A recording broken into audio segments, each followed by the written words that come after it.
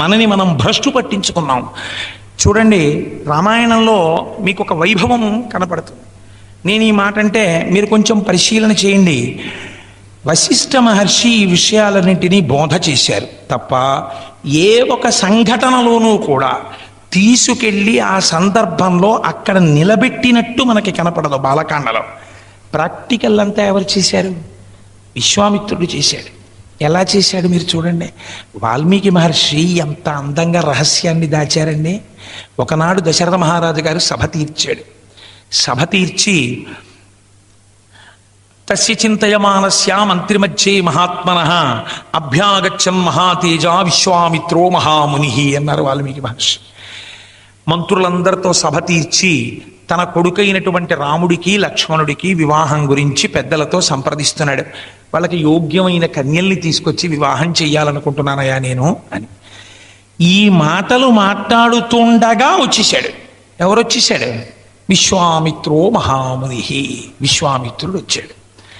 విశ్వామిత్రుడు వస్తే భక్తి కన్నా భయం ఎక్కువ పడ్డాడు దశరథ మహారాజు గారు. ఎందుకని?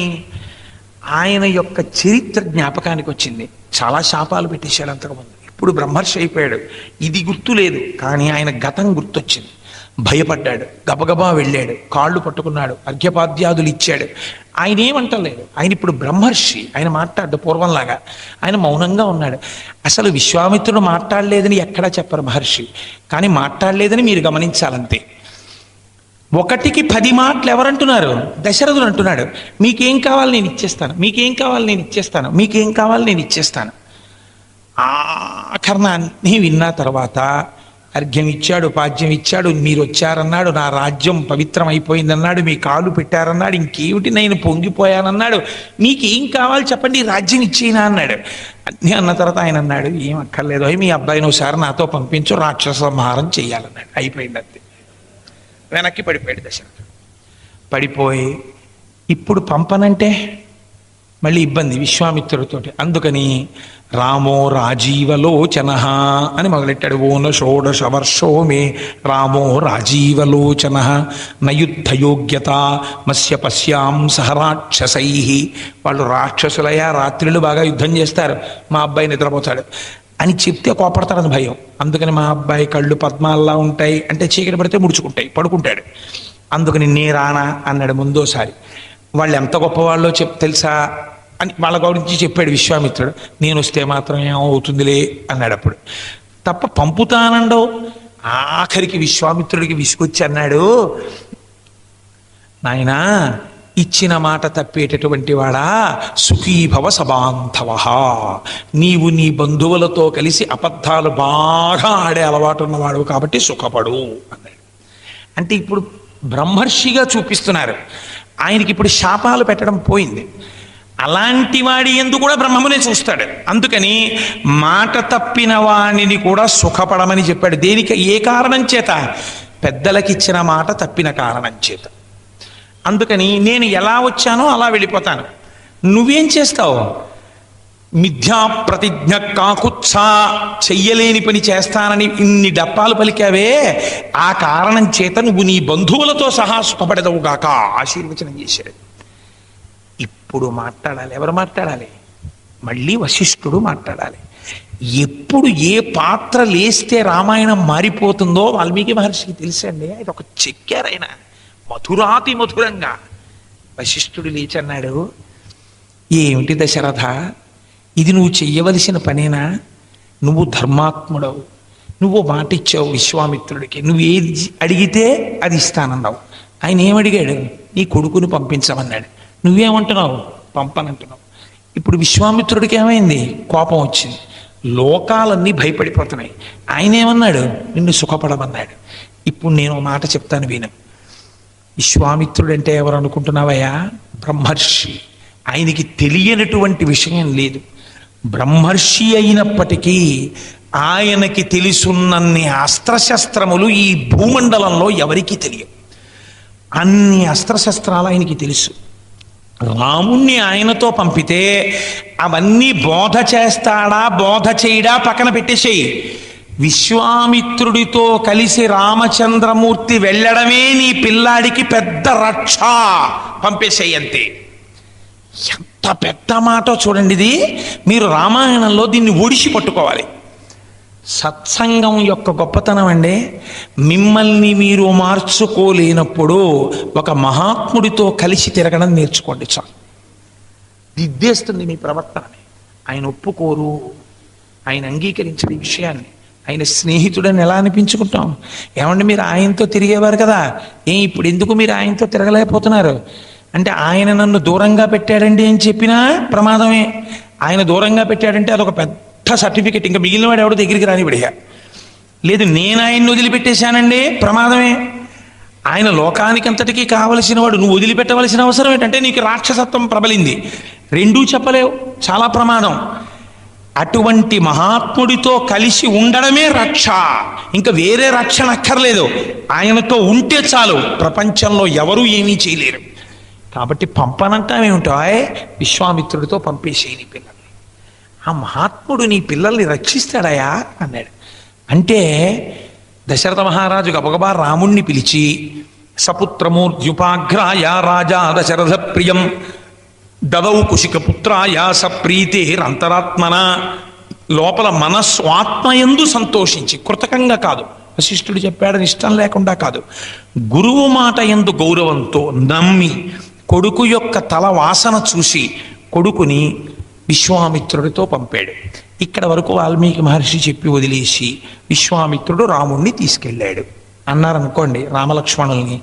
అది పెద్ద విశేషం కాదు. ఇక్కడ ఒక గమ్మత్తైనటువంటి విషయం చెప్పారు వాల్మీకి. ఎప్పుడైతే రామలక్ష్మణులు విశ్వామిత్రుడి వెంట నడవడం ప్రారంభం చేశారో వెంటనే దేవదుందుబులు మోగాయి. దేవతలు పైనుంచి పుష్పవృష్టి కురిపించారు. దశరథుడి అంతఃపురంలో శంఖనాదములు మోగాయి. ఎందుకండి అది? విశ్వామిత్రుడితో రామలక్ష్మణులు వెడితే దేవతలు పుష్పవృష్టి కురిపించడం ఎందుకు? దేవతలు దేవదుందుబులు మోగించడం ఎందుకు? ఏమిటి ఇందులో అంత గొప్ప? ఒక రాక్షస సంహారం ఏమైనా జరిగిందా? లేకపోతే సీతా కళ్యాణం ఏమైనా జరిగిందా?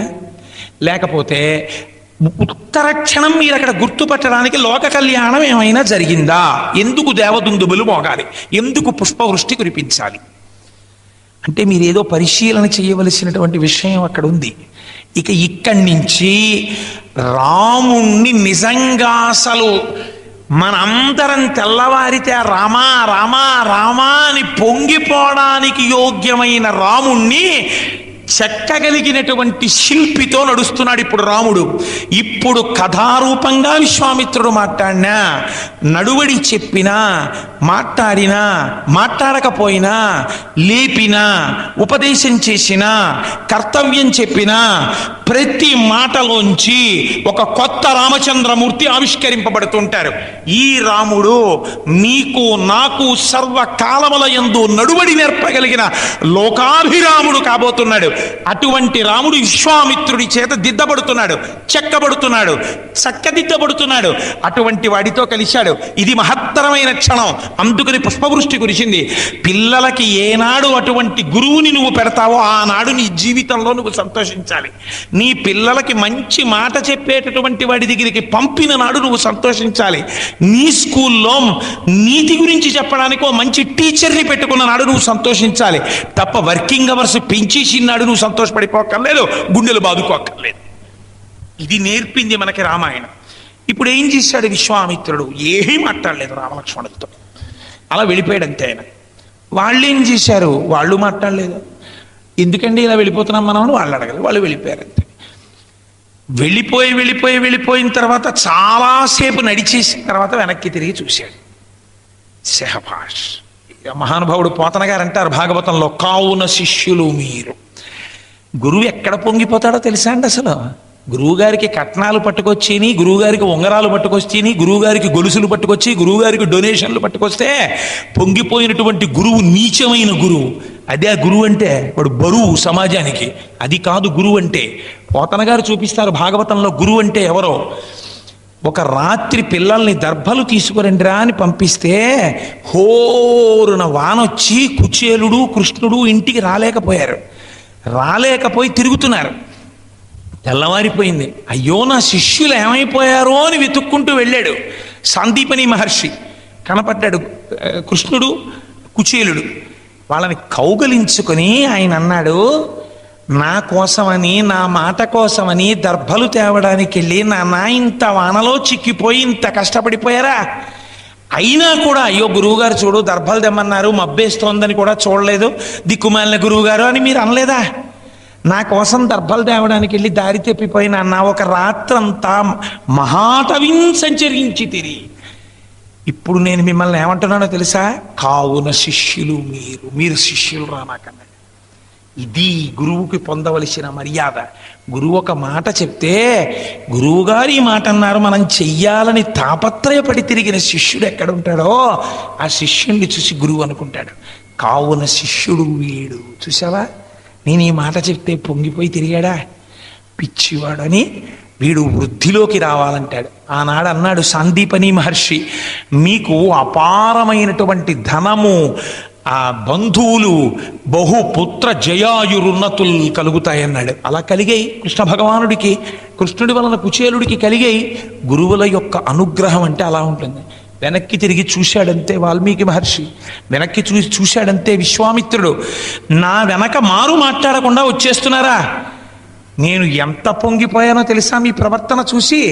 నానా గృహానవర్చసలిలమ్మా భూత్కాలస్య పర్యయ మంత్రగ్రామం గృహాణత్వం బలామతి బలాంస్తథా నశ్రమో నజ్వరో వాతేన రూపస్య విపర్యయ అని నీకు మంత్రగ్రామం, మంత్రముల యొక్క సమూహాన్ని ఇచ్చేస్తున్నాను రామా. దీనివల్ల ఏమవుతుందో తెలుసా? గురువుగారు కాళ్ళు నిప్పెడుతున్నాయి, ఇంకా ఎంత దూరం నడవాలంటే నేను అడగలేదు కదా, అందుకే నీకు నేను ఎటువంటి మంత్రాలు ఇస్తున్నానో తెలుసా? నశ్రమో, నీకు ఇక జీవితంలో శ్రమ ఉండదు. నా జ్వరో, నీకు అసలు జ్వరం రాదు. నువ్వు నిద్రపోతున్నా కూడా రాక్షసులు నిన్ను చెనకలేరు. నిద్రయందు ప్రమత్తతతో ఉంటావు నువ్వు. అటువంటి స్థితి ఇచ్చేస్తున్నాను. నీకు ఆకలి ఉండదు, దప్పిక ఉండదు, నువ్వు కోరుకుంటేనే ఉంటాయి. అంతటి గొప్ప శక్తితో కూడినటువంటి మంత్రముల యొక్క సమూహాన్ని నీకు ఇచ్చేస్తున్నాను అన్నాడు. అంతే. ఇది గురువు ఆనందపడిపోవలసింది, గురువు పొంగిపోవలసింది. గురువు అంటే ఎంత ఉదారంగా ఉంటాడు. ఆ గురువు శిష్యుడి నడువడికి పొంగిపోవాలి. అలా నడువడికి పొంగిపోయి గుండెల్లో పెట్టుకుని శిష్యుణ్ణి పైకెత్తే లక్షణం ఉన్న గురువు ఎలా ఉంటాడో, గురువు వెనక శిష్యుడు ఎలా ఉండాలో చూపించారు మహానుభావుడు. తాటకా సంహారం గురించి చెప్తూనండి, రామాయణంలో ఒక అగ్ని పరీక్ష పెట్టి వదిలేశారు. మీరు దీన్ని పూర్వాపర విచారణం చేస్తే మీకు రామాయణంలో ఒక గొప్ప రహస్యం ద్యోతకమైపోతుంది. మీరు చూడండి, తాటకా సంహారం చేయమంటాడు విశ్వామిత్రుడు. తాటకా సంహారం చేయమంటే ఆయన అన్నాడు, ఇక్కడ చీకురు వాయువులు ఎగురుతున్నాయి, ఎక్కడ చూసినా ఈ రాజ్యంలో మనుష్యులు కనపట్టలేదు, క్రూర మృగాలు మాత్రమే అరుస్తున్నాయి, చాలా పుల్లటి ఘోరమైన వాసన వస్తోంది, ఎందుకు ఈ లోకం ఈ ఉండేటటువంటి ప్రాంతం ఇలా ఉంది గురువర్యా అని అడిగాడు. అడిగితే విశ్వామిత్రుడు అన్నాడు, నాయనా ఈ నగరములు మొదటి నుంచి ఇలా లేవు. ఇంద్రుడికి ఒకానొకనాడు వృత్రాసుర సంహారం చేసిన తరువాత అశుచి కలిగింది. ఆ అశుచి కలిగితే ఇక్కడ ఋషులందరూ కూడా యజ్ఞం చేసి ఆ కలశలో ఉండేటటువంటి జలముల చేత ఆయనకి అభిషేకం చేశారు.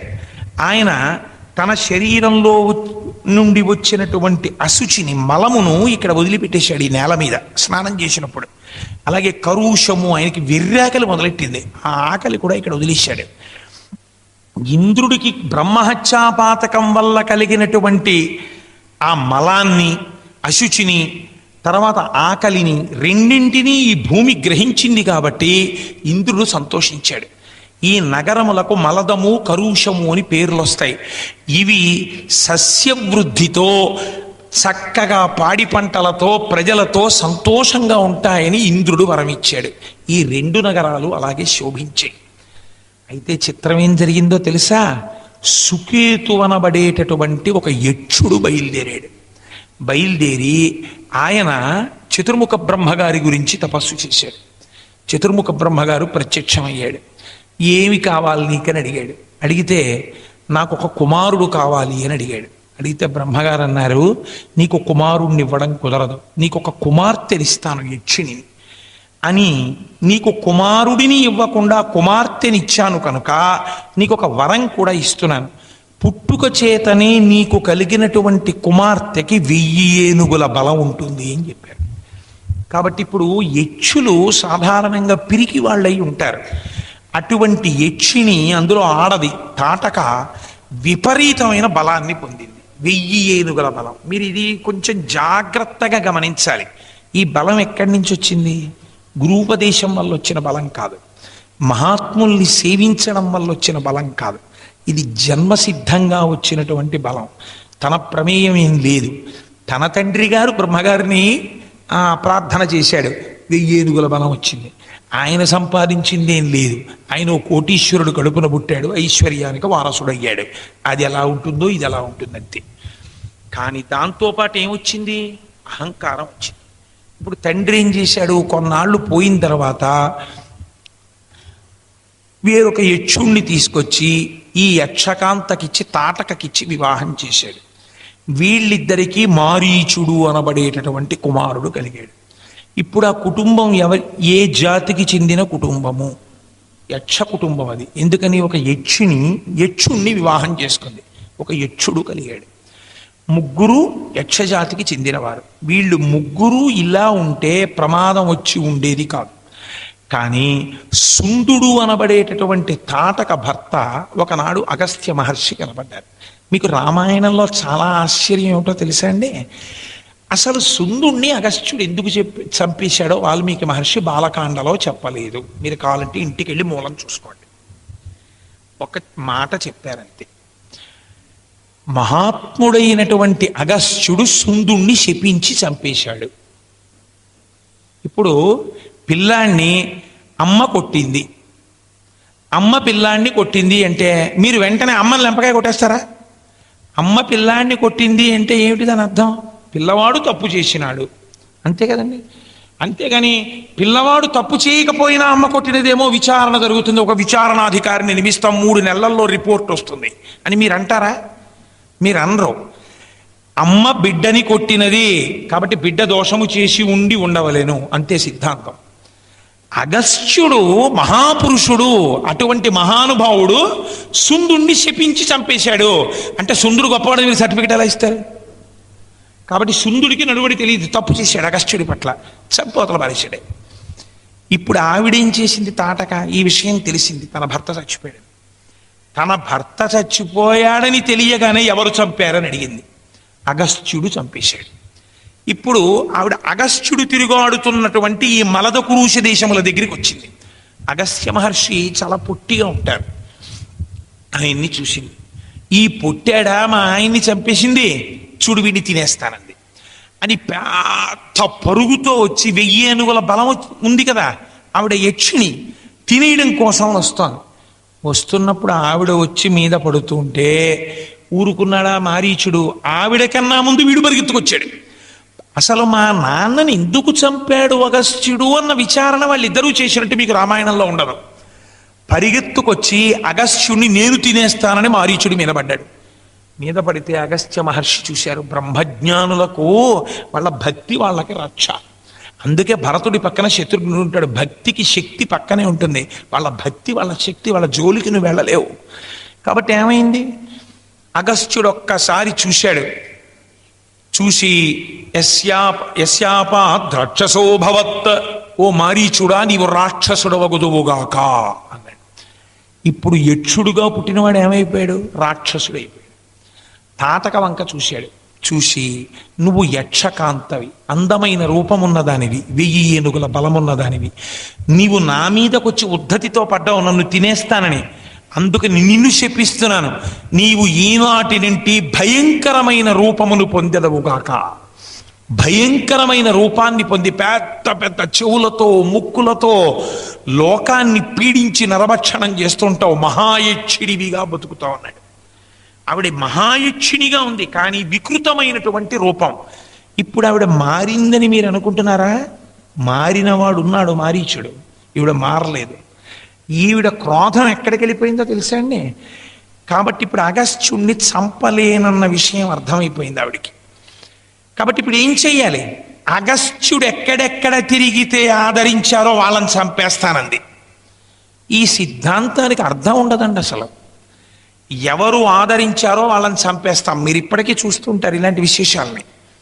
అగస్త్యుడు మలద కరుష దేశములలో తిరుగుతున్నప్పుడు ఎవరెవరు ఆయన్ని పూజించారో ఈ 2 నగరములలో 2 దేశములలో అగస్త్యుడు పూజింపబడ్డాడు కనుక ఈ 2 దేశములలో మనుష్యులు లేకుండా, పశు సమృద్ధి లేకుండా, సస్య సమృద్ధి లేకుండా నాశనం చేసి అవతల పారేస్తారండి. ఈ క్రోధం ఎంత దూరం వెళ్ళిందంటే ఆ 2 నగరములు శ్మశాన వాటికలైపోయాయి.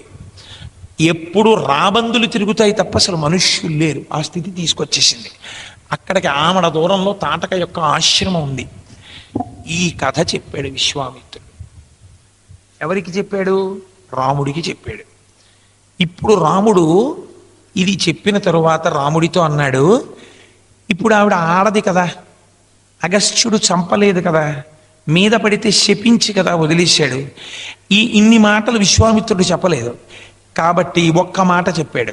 ఇప్పుడు నేను చంపచ్చా అని నీకు అనుమానం వస్తుంది. నృశంసం అనృశంసం వా ప్రజారక్షణ కారణాత్ పాతకం వా సదోషం వా కర్తవ్యం రక్షసాదా రాజ్యభార నియుక్తానాం దేశధర్మ సనాతన.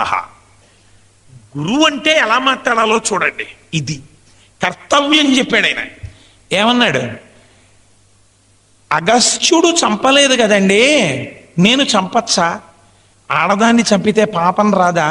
అది నన్ను కట్టి కొడపదా? అది నువ్వు ఆలోచన ఏమైనా నీ మనసులో ఉందేమో. నేను ఒక మాట చెప్తున్నాను.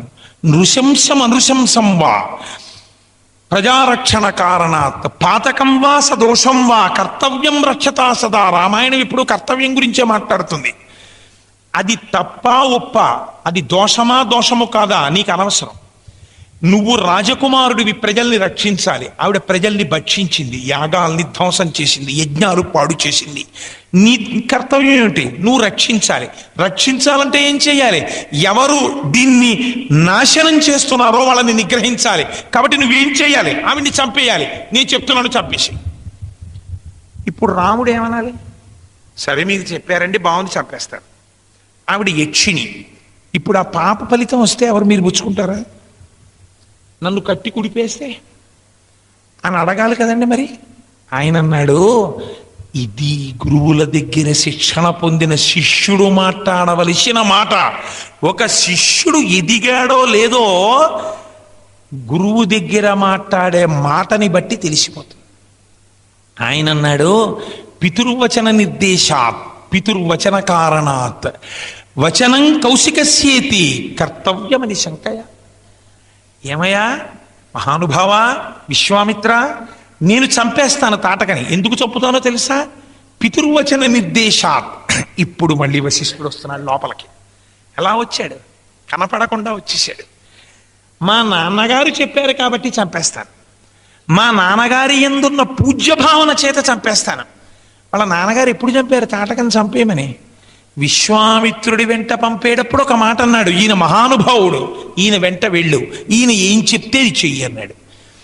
మా నాన్నగారు ఏది చెప్తే అది చెయ్యమని నా గురువైనటువంటి వశిష్ఠుడు నాకు నేర్పాడు. నా తండ్రి యందు వందన భావంతో ఉండమని నాకు నేర్పాడు. నా తండ్రి ఒక మాట నాకు చెప్పిన తరువాత దానికి వ్యతిరేకంగా ఆలోచించవలసిన అవసరం నాకు ఇక లేదు కొడుగ్గా. ఇది నా కర్తవ్యం. తండ్రి చెప్పినది చెయ్యాలి ముందు కొడుకు.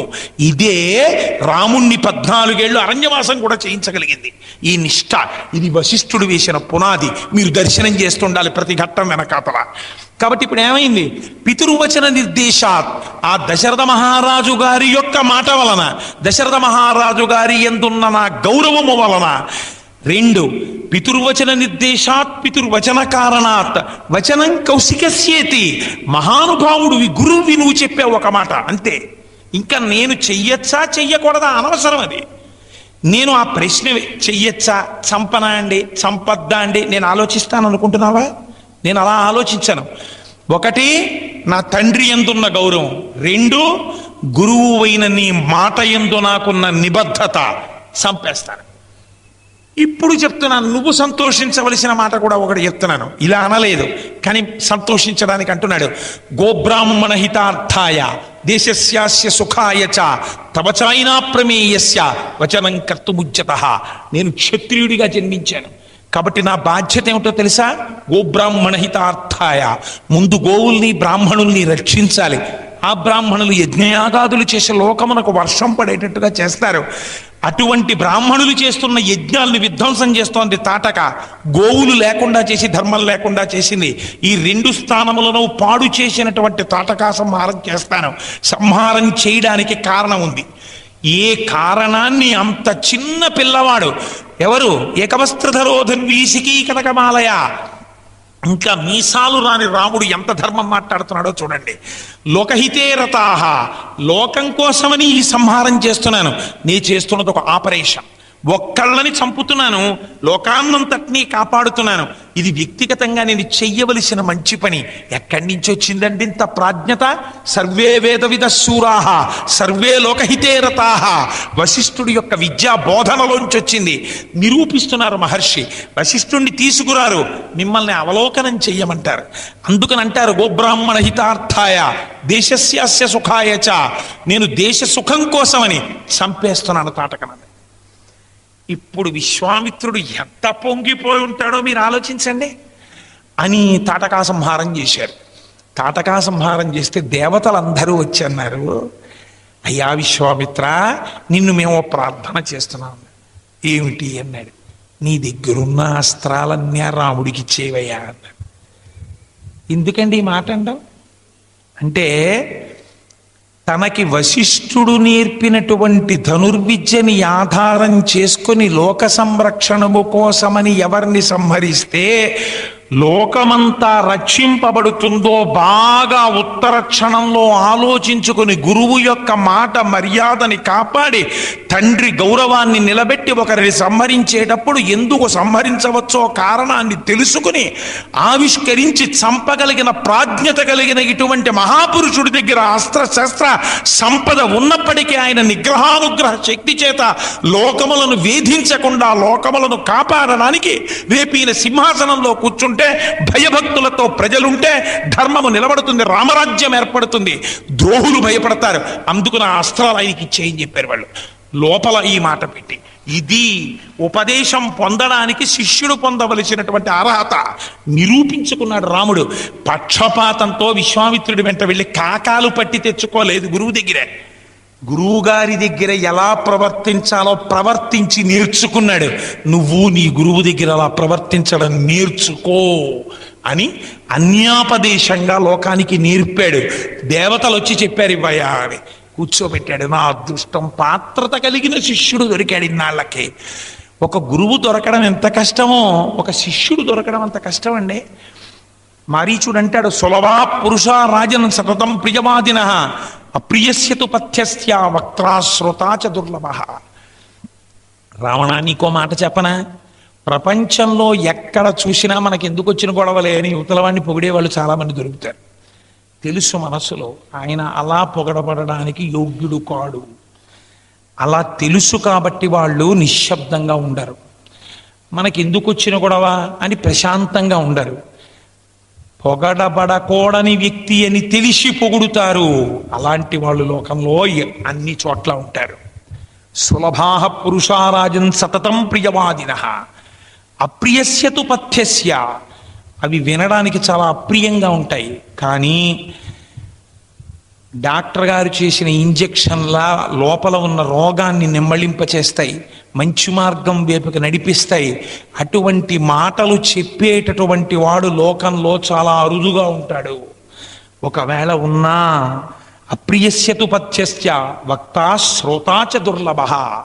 అటువంటి వక్త మాట్లాడినటువంటి మాటలోని సారాంశాన్ని పట్టుకుని శహబాష్ నిజమే అని అంగీకరించగలిగినటువంటి శ్రోత దొరకడు. ఒకవేళ అటువంటి వక్త శ్రోత ఒక చోట కలిస్తే అది తీర్థము, అది క్షేత్రము. అది మారీచుడు చెప్పినటువంటి మాట.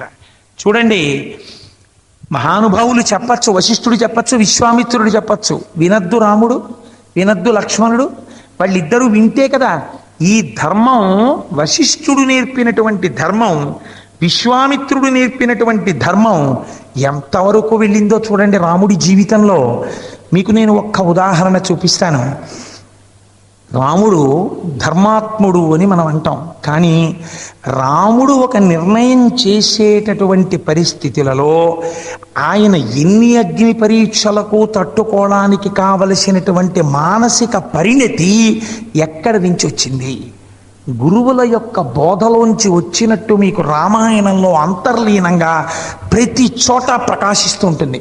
అందుకనే ఎప్పుడెప్పుడు రాముడు ఆపదలో ఉంటే అప్పుడప్పుడు గురువులు వచ్చి ఆదుకుంటుంటారు. మీరు చూడండి, ఈ పాత్రత నిలబెట్టుకున్నాడు రాముడు. అందుకే రామరావణ యుద్ధంలో రాముడు ఎంత యుద్ధం చేశాడో రావణుడు అంత యుద్ధం చేశాడు. ఆ యుద్ధం చూడ్డానికి వచ్చారు. తతో దేవగణాన్ సర్వాన్ అని మీకు ఆదిత్య హృదయం ప్రారంభమే అది కదా. అందరూ వచ్చి నిలబడ్డారు. నిలబడితే వాళ్ళతో పాటుగా ఎవరు వచ్చారు? అగస్త్యుడు కూడా వచ్చాడు. వచ్చినటువంటి అగస్త్యుడు ఏమన్నాడు?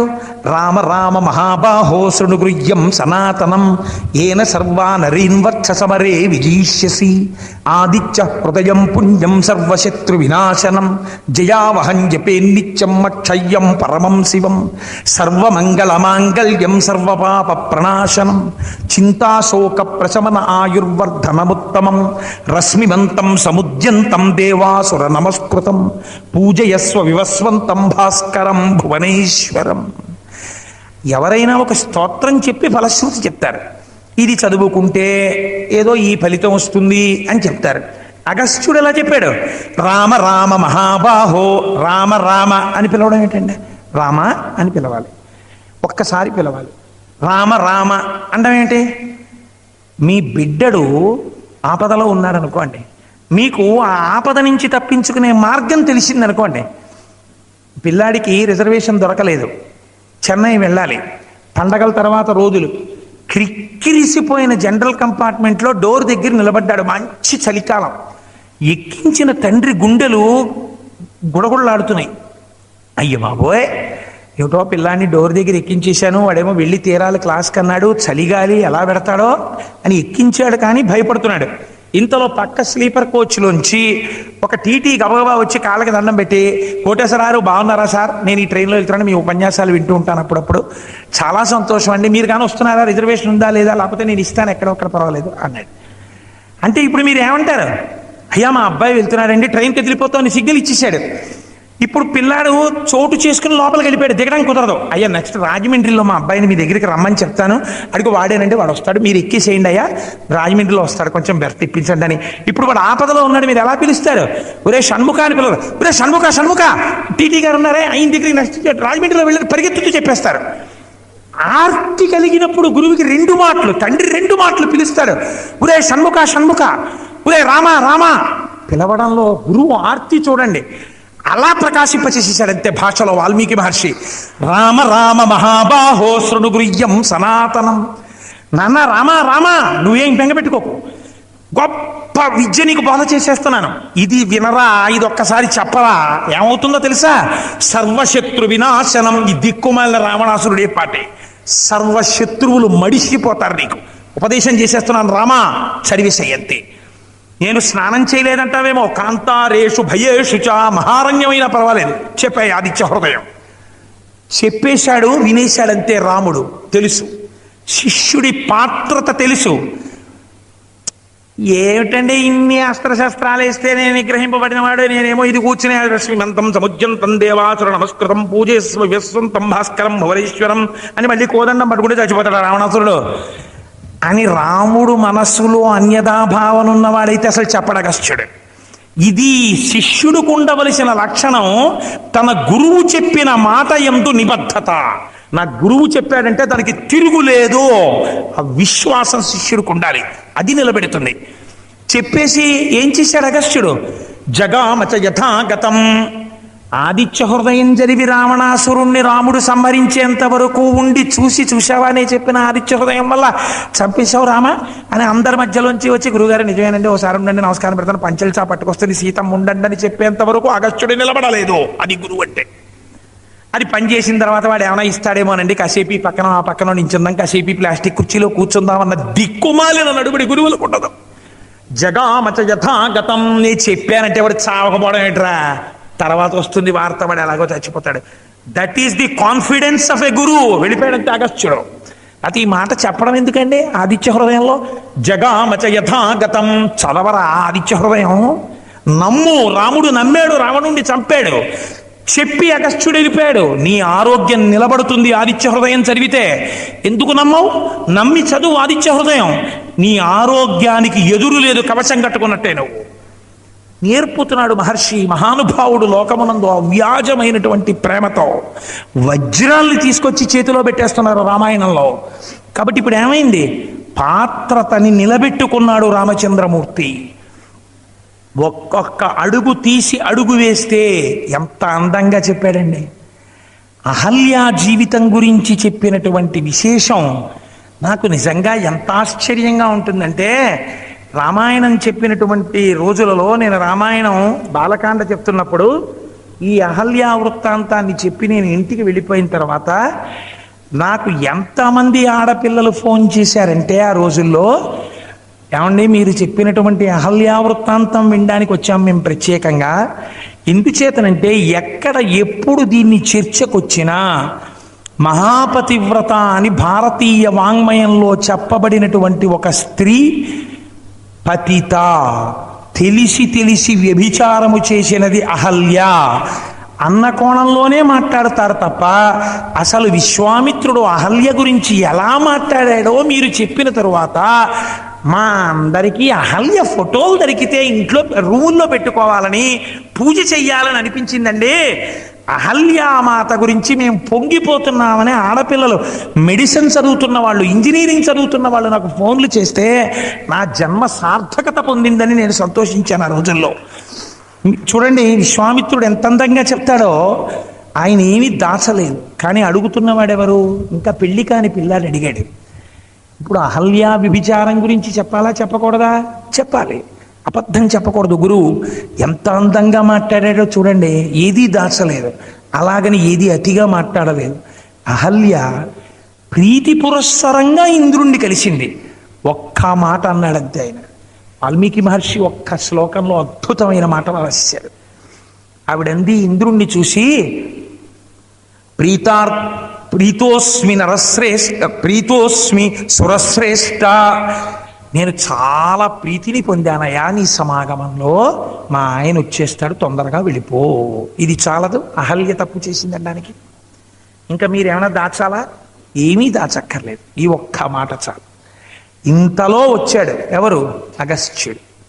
ఇప్పుడు సాధారణంగా స్థితిలో ఉన్నటువంటి వేరొక సామాన్య వ్యక్తిని మీరు చూస్తే ఉత్తర క్షణం మీరు ఆలోచించవలసినటువంటి నిర్ణయం ఏమిటంటే, నిన్ను నేను పరిత్యజించాను, నువ్వు దోషం చేశావు కాబట్టి నిన్ను నేను వదిలేశాను ఇక్కడతో అని వెళ్ళిపోవాలి గౌతముడు. అలా అనలేదు గౌతముడు. ఏమన్నాడో తెలుసా అండి? పేతతుర్వృషణౌ భూమౌ సహస్రాక్షస్య తక్షణాత్. నీ పుంసత్వము కారణమైంది పతివ్రతల యొక్క పాతివ్రత్యాన్ని పాడు చేయడానికి. ఏ మగతనం కారణంగా పతివ్రతల శీలాలు పాడు చేశావో ఆ మగతనమునకు ఆధారమైన నీ వృషణములు నేలబడిపోవుగాక ఇంద్రుడికి శపించాడు.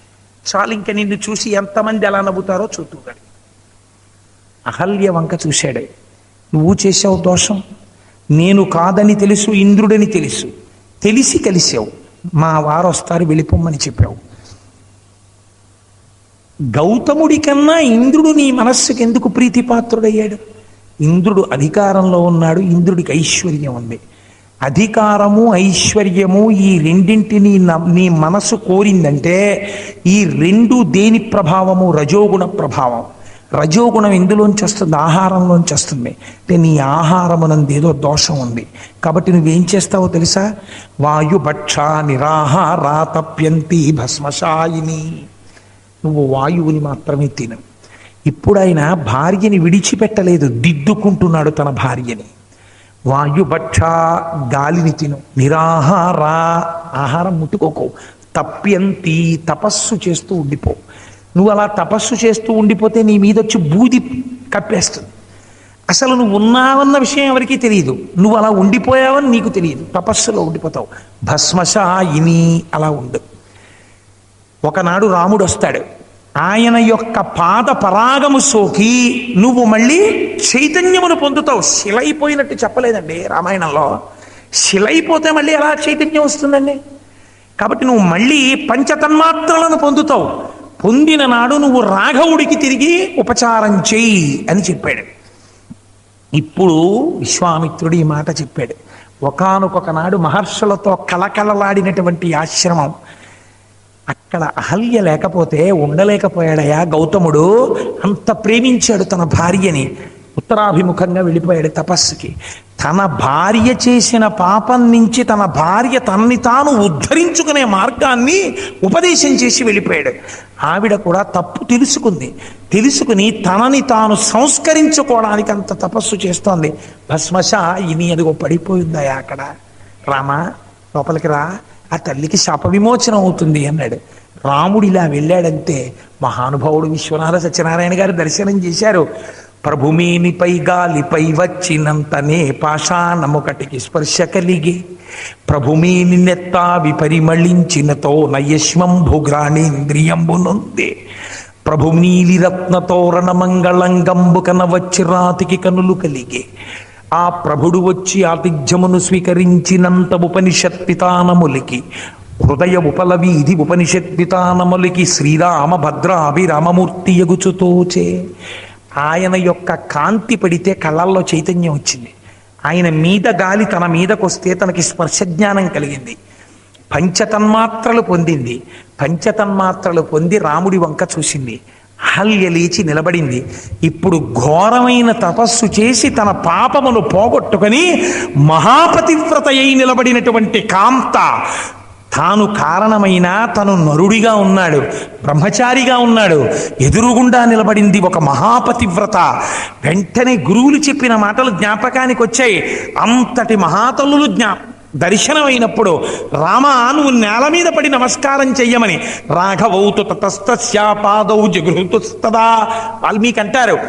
ఆవిడ రెండు కాళ్ళు పట్టుకుని రాముడు ముందు నేల మీద పడి నమస్కారం చేశాడు. ఎవరికి చెయ్యాలి? ఇది రామచంద్రమూర్తి అంటే. ఎవరు చెక్కారు ఇటువంటి రాముణ్ణి? వశిష్ఠుడు చెక్కాడు, విశ్వామిత్రుడు చెక్కాడు. ఇప్పుడు స్మరంతి గౌతమవచ ప్రతిజగ్రాహసాచతౌ. గౌతముడి వచనం జ్ఞాపకం వచ్చింది నీకు శాప విమోచనం అని, మహానుభావుడని. అప్పుడు ఆవిడ తిరిగి నమస్కారం చేసి ఆయనకి సేవలు చేసి అర్ఘపాద్యాదులు ఇచ్చింది. ఈ కథ రాముడి జీవితాన్ని ఒక మలుపు తిప్పింది అని నేను అనుకుంటాను. ఎందుచేత అంటే భార్య తప్పు చేస్తే భార్యని విడిచిపెట్టడం కాదురా సంస్కారం. ఇంకా ఏ తప్పు కన్నా పెద్ద తప్పు లేదో అంత పెద్ద తప్పు భార్య చేసినప్పుడు కూడా ఆ భార్యని సంస్కరించుకుని తన పక్కన కూర్చోపెట్టగలిగినటువంటి సమర్థత తన యందు నిలబెట్టుకున్నవాడెవడో వాడు భర్త. అంతేకాని భార్య యందు దోషం చూసి వదిలిపెట్టిన వాడు భర్త ఏమిటి? వాడు పురుషుడు ఏమిటి? వాడు పురుగు. వాడు భార్యని ఉద్ధరించగలిగిన వాడు కాడు. చిటికిన వేలు పట్టుకున్నది, పాణిగ్రహణం చేసింది, నీకన్నా చిన్నదాన్ని చేసుకున్నది, ఆమె ఎందు దోషం ఉంటే నువ్వు దిద్దుకుని ఉద్ధరించుకోవడానికి స్వీకరించావు. కాబట్టి ఇంత దోషం చేసిన అహల్యని గౌతముడు వదిలిపెట్టనప్పుడు ఇంకా నువ్వు ఏ కారణం చేత ఈ గడ్డ మీద విడాకుల గురించి మాట్లాడగలవు? అంటే ఈ దేశానికి విడాకులన్న మాట తెలియదు. అది రామాయణంలో తీర్పు. అందుకే రాముడెన్నడూ తన భార్యని వదిలిపెట్టేశానన్న మాట అనలేదు. అదే నిజమైతే అసలు నిజానికి సీతమ్మ తల్లి యొక్క సంతానములు రాముడు ప్రశ్నించాలి. అలా ప్రశ్నించినట్టు మీరు ఎక్కడైనా విన్నారా? ఉత్తరాఖండలో ఆఖరికి అగ్ని ప్రవేశం చేయించేటప్పుడు కూడా రాముడు ఒక మాట అన్నాడు, సీత నిన్ను అగ్ని ప్రవేశం చేయించడానికి ఇవాళ నేను నిన్ను ఎలా చూస్తున్నానో తెలుసా? కంటికి వ్యాధి వచ్చిన వాడు తన కన్నంతా ఎరుపెక్కితే ఎదురుగుండా ఉన్న వస్తువు తెల్లనిదైనా ఎర్రగా ఎలా కనబడుతుందో, ఇవాళ ధర్మాత్ముడనై సింహాసనం మీద కూర్చోవలసిన రాజారాముణ్ణి కనుక నా భార్య యందు ధర్మదోషం లేదని నిరూపించడానికి ఇలా మాట్లాడి లేని నీ యందు లోపాన్ని నేను ప్రకటముగా మాట్లాడవలసిన కంటి రోగినయ్యాను సీత అని చెప్పుకున్నాడు. ఆయన కన్నా ధర్మాత్ముడు ఎవరున్నారండి? మీరెందుకు, నేనెందుకు తీర్పు చెప్పడం? ఎక్కడి నుంచి వచ్చింది ఇంత ధర్మాత్ముడవగలిగినటువంటి లక్షణం రామచంద్రమూర్తికి? మీకు నేను ఒక ఉదాహరణ చెప్పి ఇవాళ ఉపన్యాసాన్ని పూర్తి చేస్తాను. చూడండి, రామచంద్రమూర్తిని దశరథ మహారాజు గారు 14 సంవత్సరములు అరణ్యవాసం చేయమన్నారు అంటారు. దశరథుడు అలా చెప్పలేదు. అసలు రాముణ్ణి పిలిచి నువ్వు వెళ్ళిపో అని చెప్పలేదు దశరథుడు. తండ్రిని సత్యమునందు నిలబెట్టడానికి రాముడే వెళ్ళిపోయాడు. ఇప్పుడు మీరు ఒకటి ఆలోచించండి, ధర్మానికి అడ్డత్రోవలు వెతుక్కోవడం కానీ రాముడికి జీవితంలో అలవాటు ఉంటే, రాముడికి అలాంటి అలవాటు తీర్చుకోవడానికి గొప్ప అవకాశం ఒకటి వచ్చింది మొట్టమొదట్లోనే. ఎక్కడొచ్చిందో తెలుసా అండి? తండ్రే చెప్పేశాడు అలాంటి మార్గం. భార్యని తీసుకొని అరణ్యవాసానికి వెళ్ళిపోవడం కోసమని రాముడు వచ్చి దశరథుడు ముందు నించున్నాడు. కాళ్ళకి నమస్కారం చెయ్యబోతే 350 మంది భార్యలు వచ్చి దశరథుడి భార్యలు నిలబడితే సిగ్గుపడుతుందేమో కైకమ్మని భార్యల్ని పిలిపించాడు. ఆవిడ సిగ్గుపడలేదు. మంత్రుల్ని పిలిపించాడు, పురోహితుల్ని పిలిపించాడు, ఆవిడ సిగ్గుపడలేదు. రాముడు అనుజ్ఞను అడుగుతూ వంగి నమస్కరించాడు. దశరథుడు అన్నాడు, అహం రాఘవ కైకయ్యా వరదా నేనమోహిత. నాయనా రామ, ఇది దశరథుడు పడినటువంటి నలుగుడు ఎక్కడ పడ్డాడు? ఎవరు పడతారండి? వెనక బండి చక్రం, ముందు ఆ నడిపేటటువంటి వాడి కొరడా దెబ్బలు తిన్న గుర్రంలా నలిగిపోయాను రామా అని చెప్పుకున్నాడు మహానుభావుడు. చూడండి ఎంత బాధపడ్డాడో. ఒక పక్క ఆవిడ కట్టేసింది వరాలతోటి, అహం రాఘవ కైకయ్యా వరదా నేనమోహిత. వరాలు జ్ఞాపకం చేస్తోంది రామ. ఎప్పుడో ఇచ్చాను వరాలు దేవదానవ సంగ్రామంలో, అప్పుడు 2 వరాలు ఇచ్చావు, సత్యమునందు నిలబడు, రాముణ్ణి అరణ్యవాసానికి పంపంటోంది. నేను పంపను అని అనాలని నాకుంది, నిన్ను విడిచి ఉండలేను. నువ్వు వెడితే నేను చచ్చిపోతాను రామా, నిన్ను చూడకుండా ఉండలేను. కానీ నిన్ను పంపను అని నేనంటేనే సత్యభ్రష్టుడిని అయిపోతాను. అందుకని నేను కైకమ్మకి అప్పుడిచ్చిన వరాలు నన్ను ఇప్పుడు బంధించేసాయి. నేను రాజ్యము నీకు ఇవ్వకుండా భరతుడికి ఇచ్చి నిన్ను నేను అన్యాయం చేశానన్న బాధతో చచ్చిపోకుండా, నిన్ను చూడకుండా చచ్చిపోయానన్న బాధ లేకుండా నేను నీకు ఒక ఉపాయం చెప్తాను రామా, అది నువ్వు చెయ్యాలి. ఎంత గొప్ప విషయం చెప్పాడో చూడండి దశరథుడు. ఏం చేస్తావో తెలుసా? అయోధ్యాయా త్వమాద్య రాజా భవతి రామ.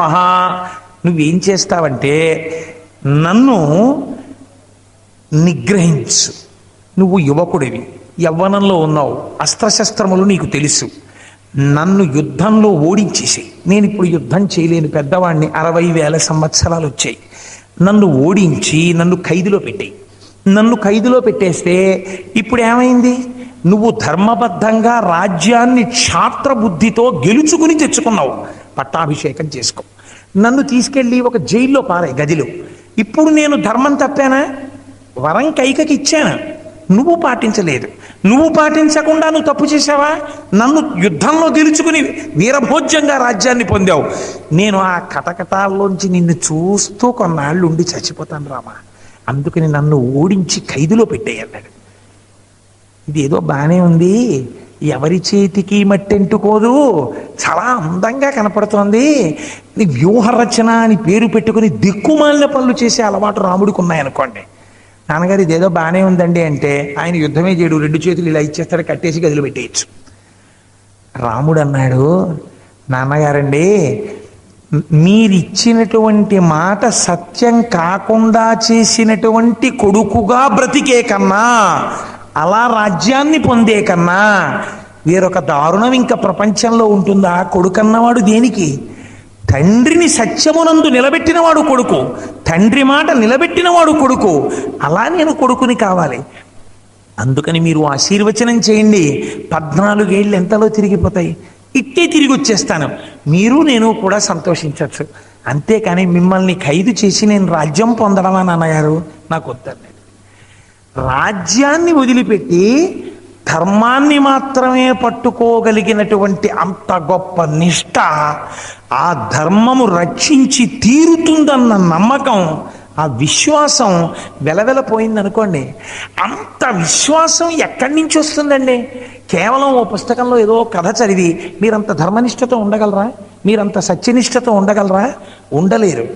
మీకు గురువు చెప్పేటటువంటి వాక్యం, గురువు యొక్క జీవితం మిమ్మల్ని అటువంటి పథంలో నిలబెట్టగలవు. వశిష్ఠుడు నిలబెట్టాడు, విశ్వామిత్రుడు నిలబెట్టాడు. అందుకని మనకి లోకాభిరాముడైనటువంటి రాముడు దొరికాడు, రాముడి గుణములు దొరికాయి, రాముడి కథ దొరికింది. ఇప్పుడు మీరు ఇవాళ ఈ కోణంలో పరిశీలన చెయ్యండి. ఒక గురువు యొక్క అవసరం, ఒక గురువు సమాజాన్ని ఎలా నిర్మాణం చెయ్యగలడు, ఆ గురువుని ఎంత గౌరవించాలి, ఆ గురువుని ఎంత పదిలంగా కాపాడుకోవాలి, ఇవాళ పిల్లల్ని ఎలా ఏది బోధ చేస్తే తప్ప మన సమాజం బాగుపడదో, ఏది అసలు ఎవరికి బోధ చెయ్యబడాలో, ఏది చేయబడక ఈ శూన్యత ఆవరించిందో మహర్షి ఆనాడే ఎంత అందంగా కావ్య భాషలో రామాయణంలో మాట్లాడారో మనం గ్రహిస్తే ఇప్పటికైనా మనం మళ్ళీ రామరాజ్యం తెచ్చుకోవడం పెద్ద కష్టమేం కాదు. మీరు ఒక విషయం ఆలోచించండి. ఓర్పు అనబడేటటువంటి విషయం మనస్సుకి సంబంధించిన ప్రక్రియ. అది కర్మేంద్రియాలకు సంబంధించినది కాదు. మనస్సు ఎప్పుడైనా ఓర్పుని కోల్పోయిందనుకోండి, ఆ సహనమును కోల్పోగానే వచ్చేటటువంటి ఫలితం ఒకటి ఉంటుంది. దాని పేరే కోపము లేదా క్రోధము. క్రోధము అంటే కొంచెం దీర్ఘకాలం ఉంటే క్రోధం అంటారు, లేదా వ్యగ్రత ఎక్కువగా ఉంటే క్రోధము అంటారు. అలా కాకుండా అది స్వల్పకాలమునకు పరిమితమైతే కొంచెం నిగ్రహించుకోగలిగితే దాన్ని కోపము అని పిలుస్తారు. ఎక్కడ ఓర్పు పూర్తయిపోతుందో అక్కడ కోపం ప్రారంభమవుతుంది.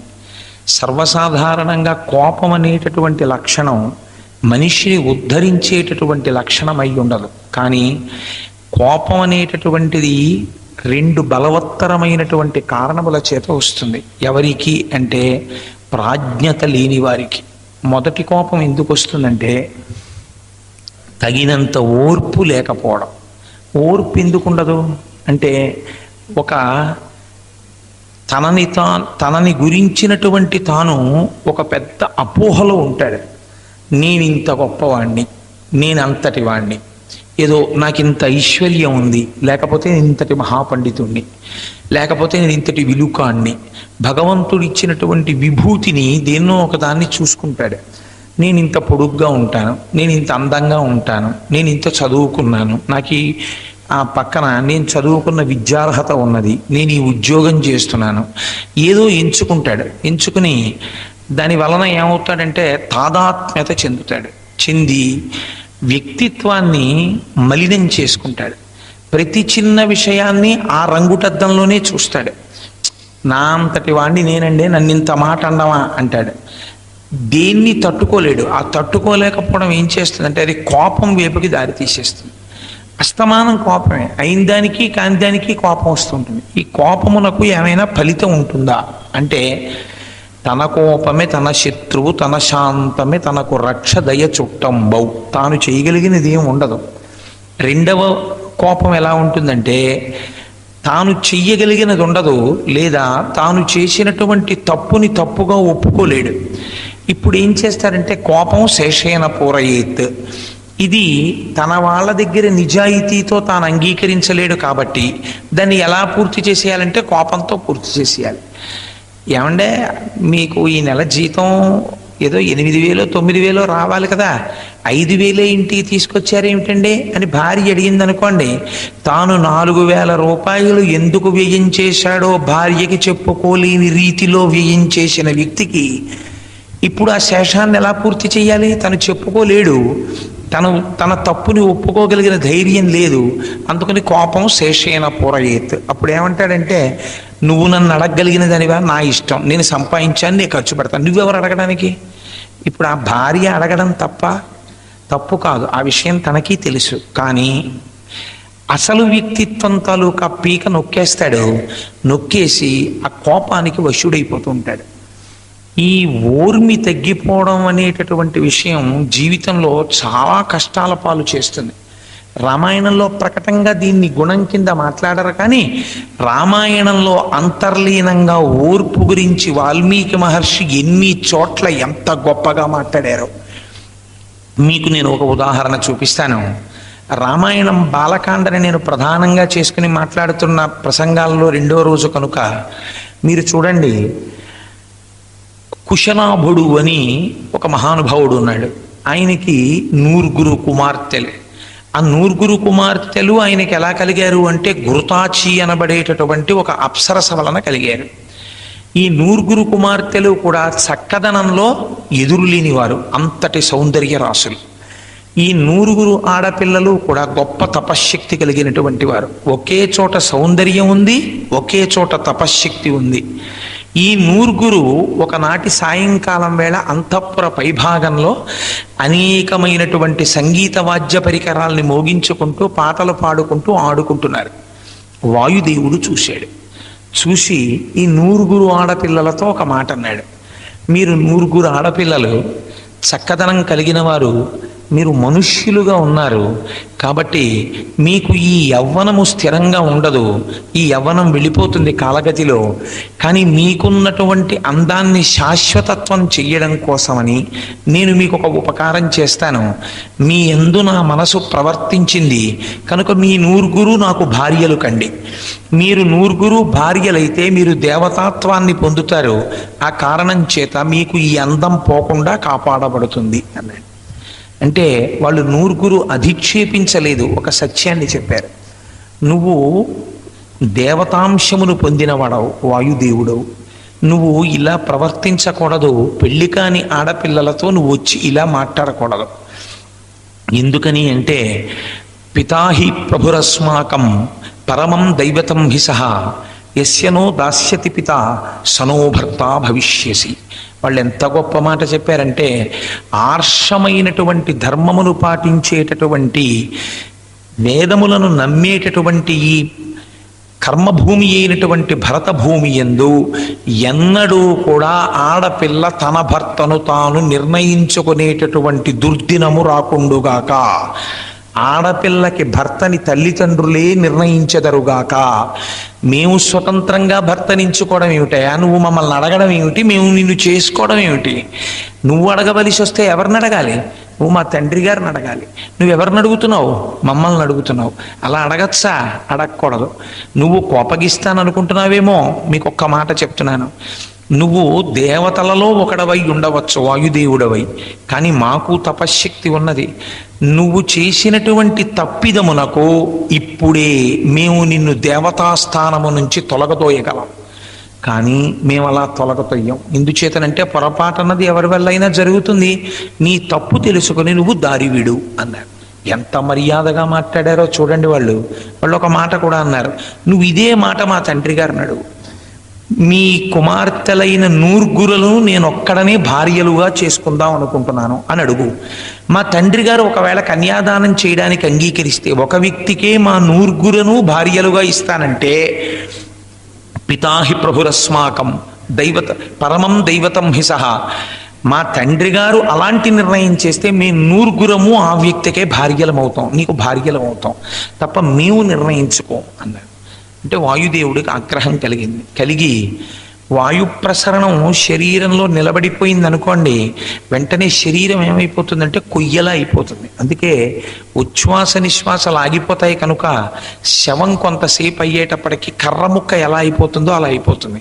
ఆ ప్రాణచలనం లేకపోతే వచ్చేటటువంటి ఉపద్రవం అది.